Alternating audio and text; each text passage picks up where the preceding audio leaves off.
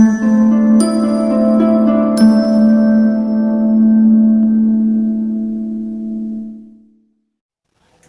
Trainee, मेरा नाम कुलदीप सिंह है और मैं आप लोगों को आज सेकेंडरी सेल के बारे में पढ़ाने वाला हूँ। सबसे पहले हम लोग सेकेंडरी सेल में आप लोगों को इंट्रोडक्शन बताऊंगा।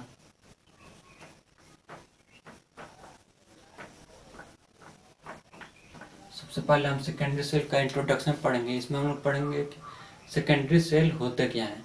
उसके बाद से हम लोग पढ़ेंगे प्राइमरी सेल,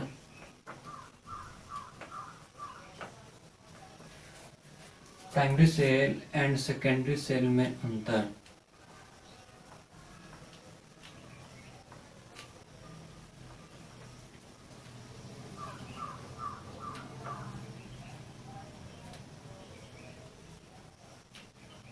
पहले हम लोग इसका इंट्रोडक्शन पढ़ेंगे, उसके बाद हम लोग पढ़ेंगे प्राइमरी सेल और सेकेंडरी सेल में अंतर। उसके बाद पढ़ेंगे कि हम सेकेंडरी सेल का यूज कहाँ करते हैं, सेकेंडरी सेल का प्रयोग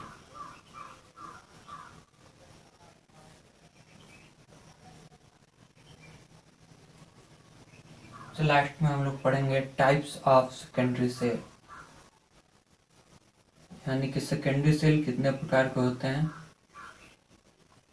वो हम लोग पढ़ेंगे। तो चलिए शुरू करते हैं। सेकेंडरी सेल वे सेल होते हैं जो डिस्चार्ज हो जाने के बाद से उन्हें फिर से हम वापस चार्ज कर सकते हैं।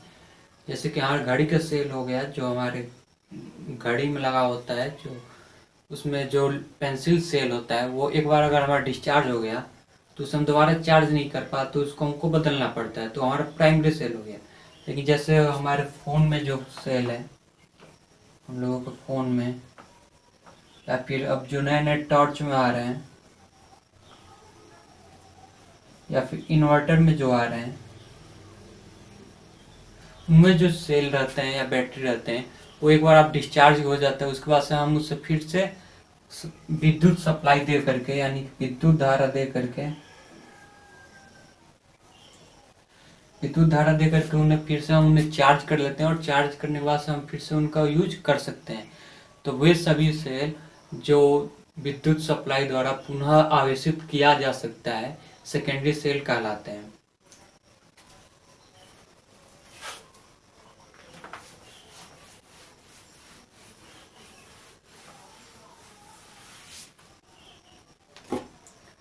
देखिए, इसकी आप क्रियाविधि को समझिए। जैसे यह हमारा एक सेकेंडरी सेल है,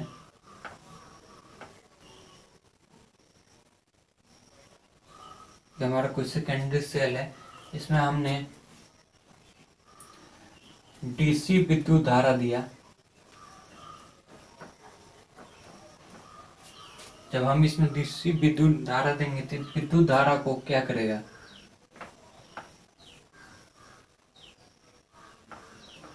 रासायनिक ऊर्जा, वो उसको रासायनिक ऊर्जा के रूप में स्टोर कर लेगा और फिर ये इस रासायनिक ऊर्जा को आउटपुट के रूप में डीसी विद्युत धारा देगा। यानी कि जो हमारा सेकेंडरी सेल होता है वो हमारे डीसी विद्युत धारा को एक रासायनिक ऊर्जा के रूप में स्टोर करता है, फिर उसको हमको आउटपुट के रूप में डीसी विद्युत धारा के रूप में प्रदान करता है। यही हमारा सेकेंडरी सेल होता है। इसके बाद हम लोग प्राइमरी सेल और सेकेंडरी सेल में अंतर देखेंगे। देखिए, प्राइमरी सेल और सेकेंडरी सेल में क्या क्या अंतर होता है। हम दो कॉलम बना लेते हैं, एक में हम लिख लेते हैं प्राइमरी सेल और दूसरे में लिख लेते हैं सेकेंडरी सेल।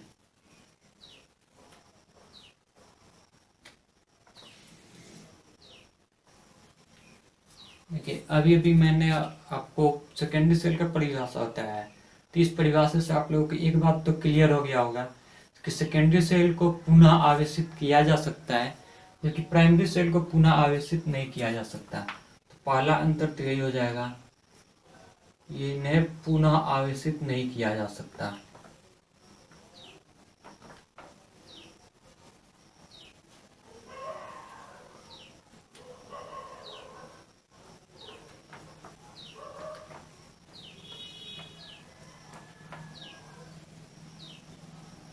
जबकि सेकेंडरी सेल को पुनः आवेशित किया जा सकता है। बस जो दूसरा अंतर होता है वो प्राइमरी सेल का जो वजन होता है वो कम होता है, प्राइमरी सेल का वजन कम होता है, जबकि सेकेंडरी सेल जो है उनमें देखिए उनको बार बार चार्ज करना होता है। चार्ज करने के कारण उसमें रासायनिक क्रिया होता है, जिसके कारण उसमें केमिकल रिएक्शंस कराने के लिए उसमें कुछ न कुछ केमिकल रखा जाएगा, यानी कि विद्युत अपघट्य पदार्थ रखा जाएगा, जिसकी वजह से इनका वजन जो है वो ज़्यादा हो जाता है। तो दूसरा अंतर ये हो गया, इनका वजन कम होता है, इनका वजन ज़्यादा होता है। तीसरा अंतर होता है कीमत का। इनकी जो कीमत होती है वो कम होती है और इनकी कीमत जो है ज़्यादा होती है।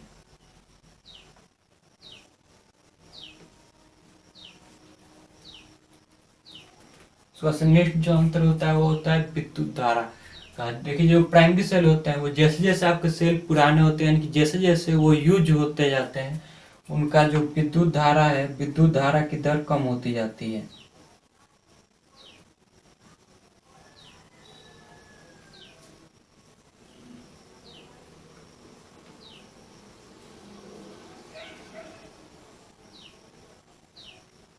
जबकि जो आपके सेकेंडरी सेल है वो एक ही विद्युत वाहक बल पे, यानी कि एक ही ईएमएफ पर, एक ही ईएमएफ पर नियत विद्युत धारा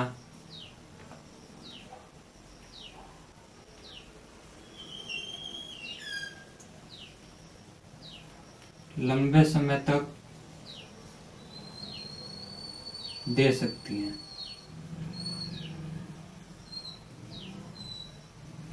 इसके बाद से जो नेक्स्ट अंतर है वो होता है इनका लाइफ का।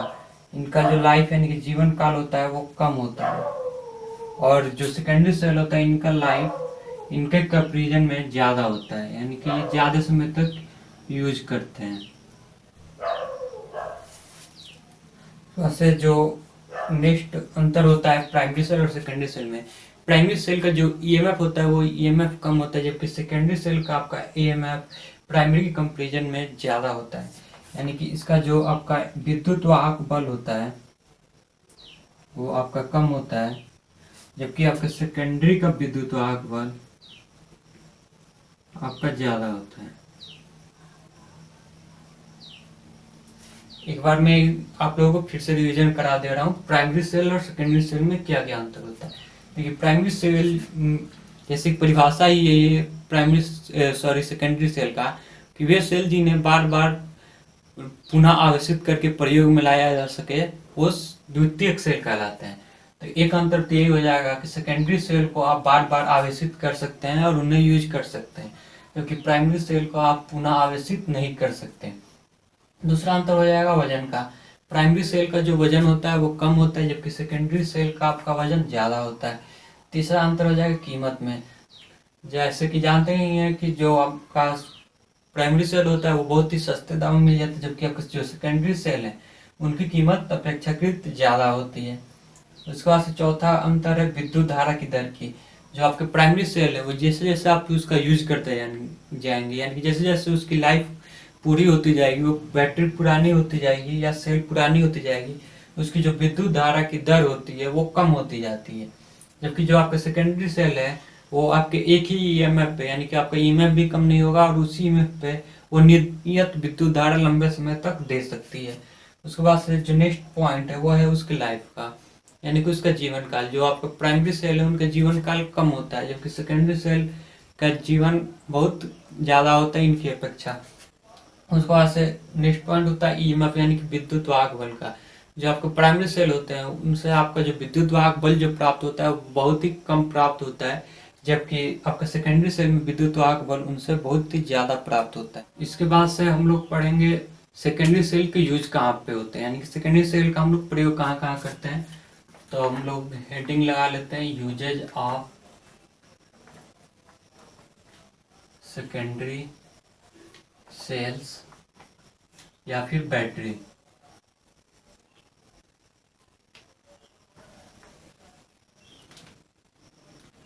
देखिए यहाँ पे बैटरी क्यों कहा जा रहा है पहले आप लोग ये बताइए।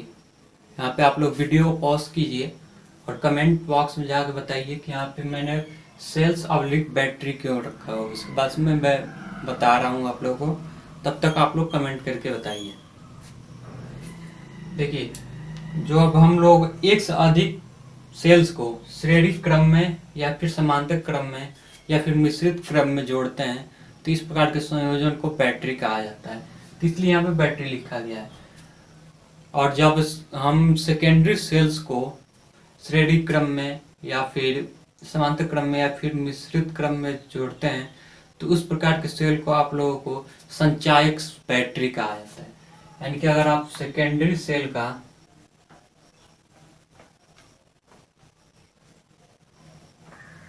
सेल्स का प्रयोग करके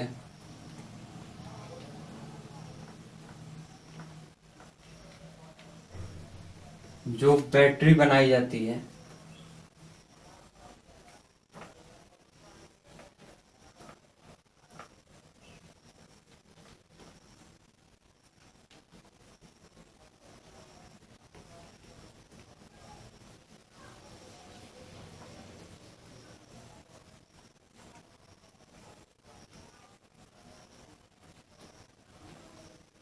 सेकेंडरी सेल का प्रयोग करके जो आपकी बैटरी बनाई जाती है उन्हें संचायक सेल कहते हैं। ये ज़्यादा इम्पोर्टेंट नहीं था, लेकिन मैंने आप लोगों को याद करने के लिए बता दिया। इसे अपनी नोटबुक में कहीं नोट कर लीजिएगा। उसका यहाँ पे यूजेज में कोई यूज नहीं है, लेकिन आप लोगों को पता होना चाहिए कि अगर कहीं आपसे पूछ लिया जाए संचायक सेल किसे कहते हैं, सॉरी संचायक बैटरी किसे कहते हैं, तो आप लोगों को पता होना चाहिए कि संचायक बैटरी किसे कहते हैं। उसके बाद से मैं आप लोगों को बता रहा हूँ।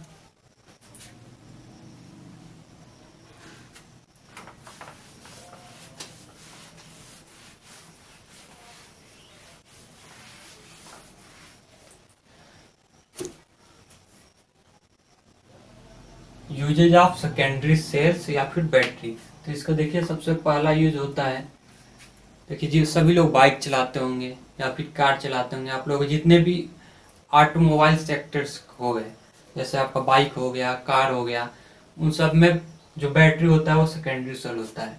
तो ऑटोमोबाइल्स में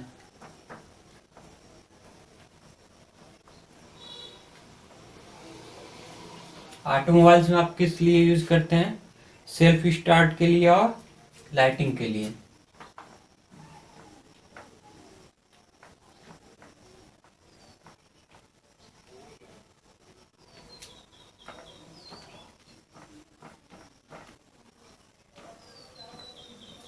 आपके ऑटोमोबाइल में जितने भी आपकी गाड़ियाँ होगी, उनको या तो आपको सेल्फ स्टार्ट करना होगा या फिर आपका उनका लाइटिंग करना होगा, यानी कि आपका हेडलाइट को ऑन ऑफ करना होगा। तो उसके लिए आप लोग सेकेंडरी सेल का यूज करते हो। उसमें सेकेंडरी सेल क्या होता है? एक बैटरी होती है जो आपके जब कार चल रही होती है, फिर बाइक चल रही होती है, उस समय वो आपकी जो विद्युत धारा होता है उसको वो केमिकल ऊर्जा के रूप में स्टोर करती रहती है, और जब उसको आवश्यकता होती है तब उस समय वो विद्युत धारा का विसर्जन करना शुरू कर देती है, और इस तरह हमारा वहां पे कार्य होता है।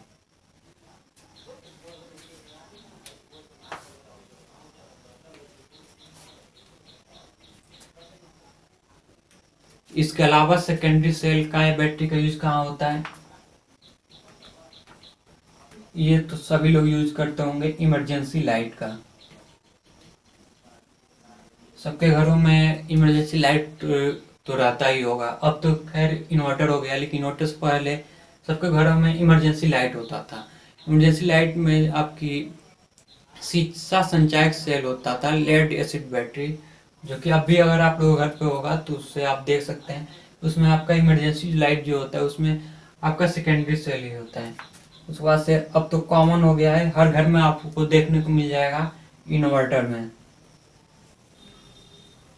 आप लोग इन्वर्टर में जो बैटरी होती है वो भी आप लोगों का सेकेंडरी सेल ही होता है। इसके बाद जो अब आप लोगों के घरों में जो टेलीफोन आ रहे हैं, जो लेटेस्ट टेलीफोन,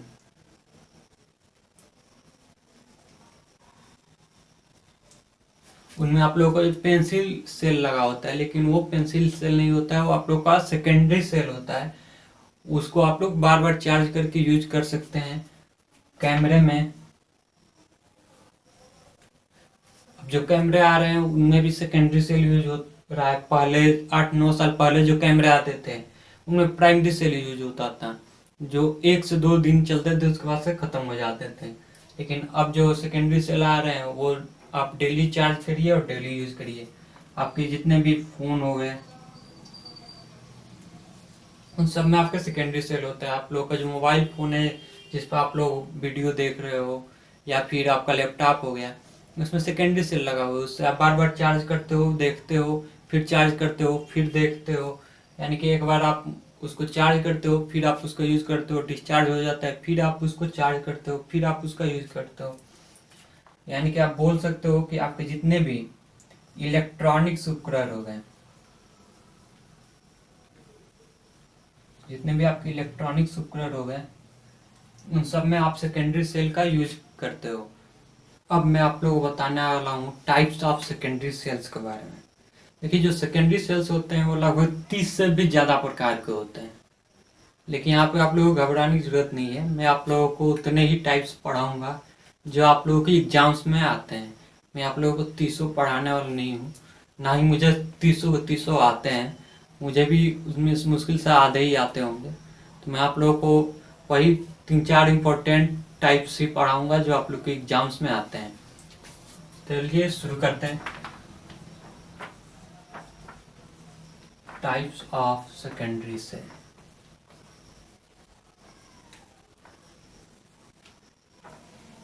अभी मैं केवल आप लोगों को उन सारे सेल्स का नाम नोट करवा दे रहा हूँ, उन सबको आप नोट कर लीजिए ताकि आप लोगों को पता हो कि कौन कौन से सेकेंडरी सेल्स होते हैं। भले ही आप लोग उन लोगों को उन टाइप्स को आपको पढ़ना नहीं होगा, लेकिन आप लोगों को पता हो तो होना चाहिए कि कौन कौन से सेकेंडरी सेल्स होते हैं। मैं आप लोगों को केवल सेल्स के नाम बताते जा रहा हूँ, आप लोग इन नाम्स को नोट करते जाइए।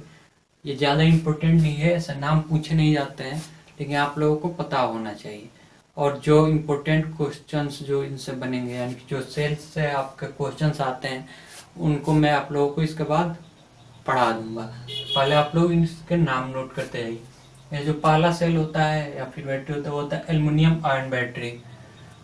और दूसरा होता है कार्बन बैटरी। कार्बन बैटरी 2 तरह का होता है, एक होता है सिंगल कोर का, एक होता है डबल कोर का। उसके बाद तीसरा होता है फ्लो बैटरी। फ्लो बैटरी 3 तरह का होता है, एक होता है वेनेडियम रिडॉक्स बैटरी, दूसरा होता है जिंक ब्रोमीन बैटरी, और तीसरा होता है जिंक सेरियम बैटरी। उसके बाद चौथा जो बैटरी होता है वो होता है लीड एसिड बैटरी, जो कि बहुत ही ज़्यादा यूज किया जाता है। ये भी 4 तरह का होता है, एक होता है डीप साइकिल, दूसरा होता है VRLA। इसका आप लोग फुल फॉर्म याद रखिएगा VRLA का। VRLA का होता है valve regulated lead acid battery. ये फुल फॉर्म आप लोगों से एग्जाम में पूछ लिया जाता है। बल्कि आप लोगों से ये ना पूछा जाए कि VRLA का वर्किंग क्या होता है, कैसे कार्य करता है, लेकिन फुल फॉर्म आप लोगों से पूछ लिया जाता है अधिकतर एग्जाम में। उसके बाद सबका जो AGM होता है इसका भी आप लोग फुल फॉर्म याद रखिएगा। इसका होता है एस्ट्रोनॉट ग्लास मैट। और उसके बाद से इसका जो चौथा प्रकार होता है लेड एसिड बैटरी का होता है जेल लेड एसिड बैटरी। इसके बाद जो नेक्स्ट प्रकार है सेकेंडरी सेल का वो है लिथियम आयन बैटरी। ये लिथियम आयन बैटरी 8 टाइप का होता है। मैं यहाँ पे 8 का नाम नहीं दे रहा हूँ, लेकिन अगर आप लोग ज़्यादा इंटरेस्टेड हैं इन 8 के बारे में जानने के लिए तो आप इस वीडियो के डिस्क्रिप्शन बॉक्स में जाइए, वहाँ पे आप लोगों को इनके 8 टाइप्स आपको पता चल जाएंगे। वहाँ पे मैंने सारे मेंशन कर रखे हैं।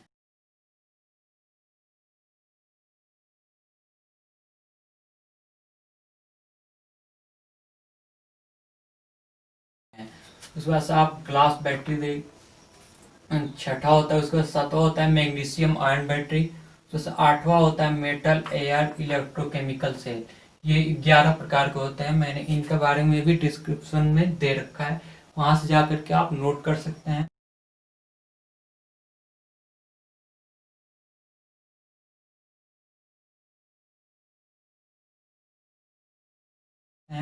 और आप लोग ज़्यादा इंटरेस्टेड नहीं है तो आप लोग केवल इनके नाम नोट कर लीजिए।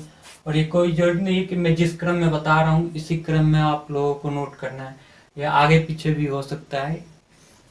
उसके बाद से जो 9वां प्रकार वो होता है मोल्टेन सॉल्ट बैटरी। 10वां होता है निकल कैडमियम बैटरी।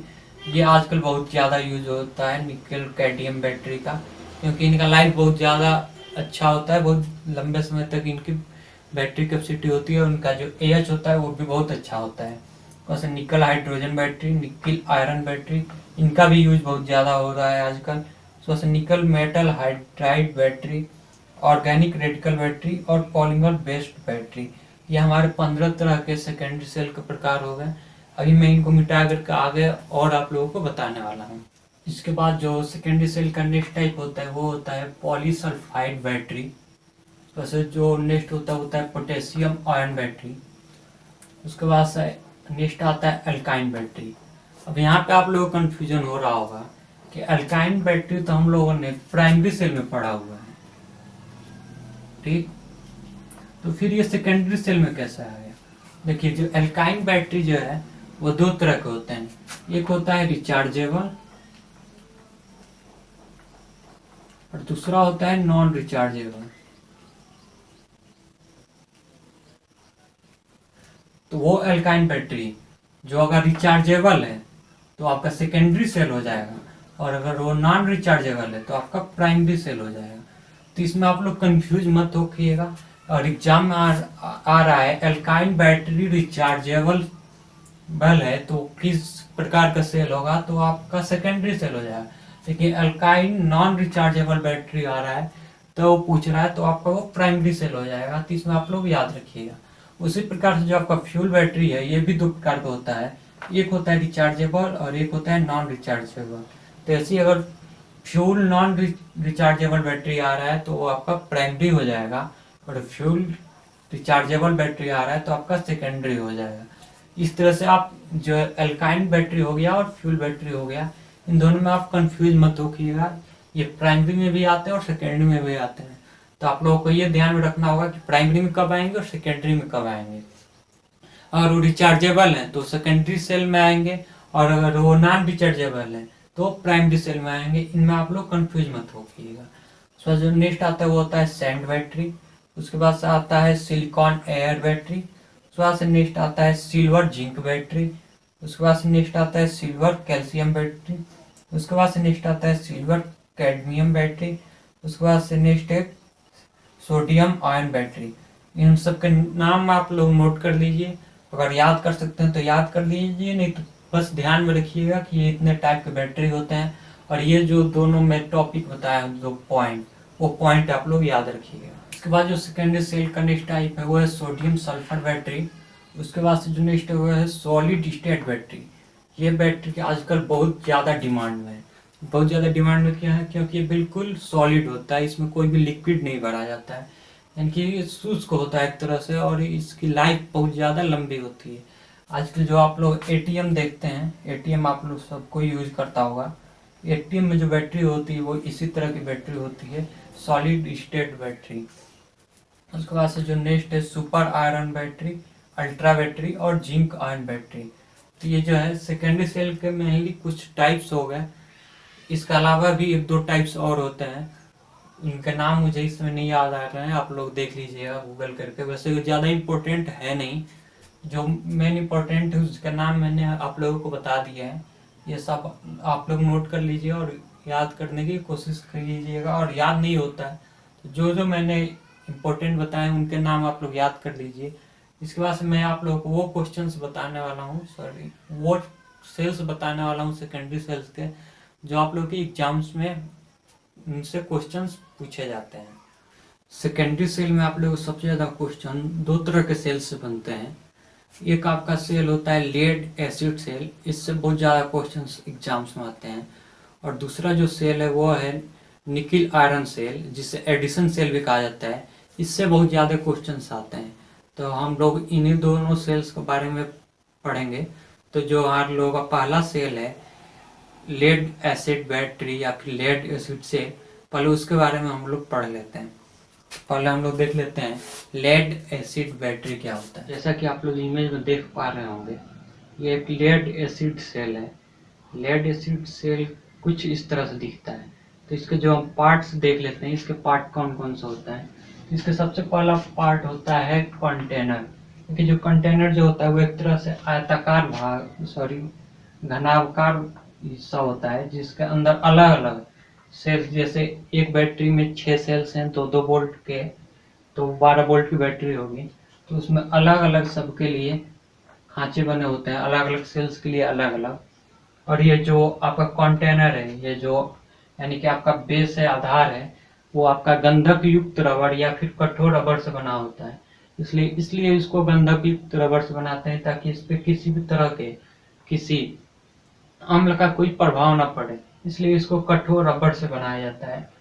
एक तरह से कंटेनर को हम कहते हैं कि वो बैटरी का पात्र है या फिर बैटरी का आधार है। ये जो कंटेनर होता है, कंटेनर में ही आपके इलेक्ट्रोलाइट को भरा जाता है, इलेक्ट्रोलाइट को कंटेनर के अंदर ही रखा जाता है। और जो इसके निचले खाने होते हैं, यहाँ पे किच घर बनाया जाता है। किच घर में ये होता है जब आपके इलेक्ट्रोलाइट्स क्रिया होती है तो जो आपके पदार्थ गिरते हैं वो इसी में गिर के इकट्ठे होते हैं, तो इसलिए जो निचला हिस्सा होता है यहाँ पे किच घर बनाया जाता है। उसके बाद से जो इसका नेक्स्ट पार्ट होता है वो होता है प्लेट। प्लेट आपके दो तरह के होते हैं, एक आपका धनात्मक प्लेट होता है जिसे एनोड बोला जाता है, दूसरा आपका ऋणात्मक होता है जिसे कि कैथोड बोला जाता है। वैसे जो लेड सेल का नेक्स्ट भाग होता है वो होता है आपका सेपरेटर। सेपरेटर जो है पहले लकड़ी का बना होता था, लेकिन जो अब नई बैटरी आ रही है उसमें ये रबड़ का बना होता है। रबड़ के अंदर ये छिद्र युक्त रबड़ होता है। ये सेपरेटर बेसिकली करता यह है कि जो आपके सेल के पॉजिटिव प्लेट होता है और निगेटिव प्लेट होता है उनको आपस में शॉर्ट सर्किट होने से बचाता है। और इसमें छिद्र इसलिए कर दिया जाता है कि जो आपका इलेक्ट्रोलाइट हो और जो आपके आयन हो वो क्रिया करने के दौरान आप आसानी से प्रवाहित हो सके, इसलिए इसमें जो आपका रबड़ का सेपरेटर होता है वो छिद्र युक्त बनाया जाता है। तो जो नेक्स्ट पॉइंट है वो है सेल कवर। देखिए सेल कवर जितने भी इसमें, जैसे मान लीजिए बैटरी में 6 सेल है तो उन 6 सेल को कवर करने के लिए सेल कवर बनाया जाता है। ये प्रत्येक सेल को एक तरह से ढक्कन का कार्य करता है, उनको ढक कर रखता है। और ये कठोर रबड़ का बनाया जाता है और ये क्या करते हैं, जिसमें इलेक्ट्रोलाइट भरे गए हैं उनको बाहर निकलने से रोकते हैं, एक तरह से इलेक्ट्रोलाइट को भी रोकते हैं और सेल को कवर करते हैं। इसके बाद नेक्स्ट जो है प्लेट कनेक्टर। ये प्लेट कनेक्टर जो है, जैसे एक कोई बैटरी, उस बैटरी में 6 सेल हैं या फिर 5 सेल हैं, तो उन सभी सेल को आपस में श्रेणी क्रम में जोड़ने का काम होता है। जैसे एक बैटरी में अगर आपके 5 सेल हैं तो अगर आप उनको श्रेणी क्रम में नहीं जोड़ेंगे तो बैटरी का कार्य कैसे करेगा, तो उन सभी 5 सेल को श्रेणी क्रम में जोड़ने के लिए प्लेट कनेक्टर का यूज किया जाता है। ये जो प्लेट कनेक्टर होते हैं वो सभी सेल को एक दूसरे से आपस में श्रेणी क्रम में कनेक्ट करता है, यही आपका होता है प्लेट कनेक्टर। देखिए जो सेल कनेक्टर होता है वो प्लेट कनेक्टर की तरह ही होता है। इसमें होता ही है कि जो सेलों को आपस में जोड़ता है, जो भाग जो एक सेल से दूसरे सेल को जोड़ता है, उस भाग को हम लोग सेल कनेक्टर कहते हैं। उसके बाद देखिए सीलिंग कंपाउंड। देखिए सीलिंग कंपाउंड जो है एक यौगिक होता है। ये यौगिक जो है आपका बिटुमिन का बना होता है, इसको आप लोग याद रखिएगा। ये जो यौगिक है बिटुमिन का बना होता है और ये यौगिक करता क्या है, जो आपके बैटरी है उसको बैटरी के प्रत्येक भाग को उसको सील किया जाता है, यानी कि इस तरह से उसको भरा जाता है कि उसमें से जो आपका एसिड हो वो बाहर ना निकल पाए, तो उसको सीलिंग कंपाउंड के द्वारा भरा जाता है। और कंपाउंड क्या होता है, आपका बिटुमिन का यौगिक होता है, यानी कि बिटुमिन का बना होता है हमारा वेंट प्लग। देखिए जो हमारा सेल का ढक्कन होता है वो ढक्कन जो है आपका या तो पीवीसी का बना होता है या फिर रबड़ का बना होता है। तो उस जो आपका सेल का ये ढक्कन हो गया, ये मैं ऊपरी हिस्सा एक तरह से बना रहा हूँ, अब समझने की कोशिश। तो इस पर क्या होता है, जैसे गोलाकार या चूड़ी के आकार का खांचे कटे होते हैं और उन खांचों में एक डॉट लगाया जाता है। एक डॉट लगा दिया जाता है, वो भी आपका रबड़ का बना होता है या फिर पीवीसी का बना होता है, अधिकतर तो रबड़ का ही होता है। तो ऐसे ही आपके जितने भी आपके सेल होते हैं उतने आपके, जैसे मान लीजिए किसी बैटरी में 6 सेल हैं तो उसमें 6 आपके ऐसे ही डॉट लगा दिए जाते हैं, इनको कहा जाता है वेंट प्लग। इसमें किया क्या जाता है, इससे आप इस डॉट को निकाल करके इससे आप उसमें इलेक्ट्रोलाइट भर सकते हैं आवश्यकता अनुसार, इसलिए इनका प्रयोग किया जाता है वेंट प्लग का, यानी कि उसमें इलेक्ट्रोलाइट को भरने के लिए वेंट प्लग का प्रयोग किया जाता है। उसके बाद से जो आपका नेक्स्ट आता है वो आता है आप लोग का इलेक्ट्रोलाइट। देखिए जो लेड एसिड सेल में या फिर लेड एसिड बैटरी में H2SO4 का प्रयोग किया जाता है, यानी कि सल्फ्यूरिक अम्ल का आप लोगों का प्रयोग किया जाता है इलेक्ट्रोलाइट के रूप में। और इसके साथ में आशुद्ध जल यानी कि शुद्ध जल जिसका पीएच मान 7 हो, उसको मिला करके इसका प्रयोग किया जाता है लीड एसिड सेल का। तो आज के इस वीडियो को हम यहीं पर समाप्त करते हैं। इसका आगे के वीडियो में हम लेड एसिड सेल के सावधानियां, इसके केमिकल रिएक्शन और फिर एडिशन बैटरी के बारे में पढ़ेंगे।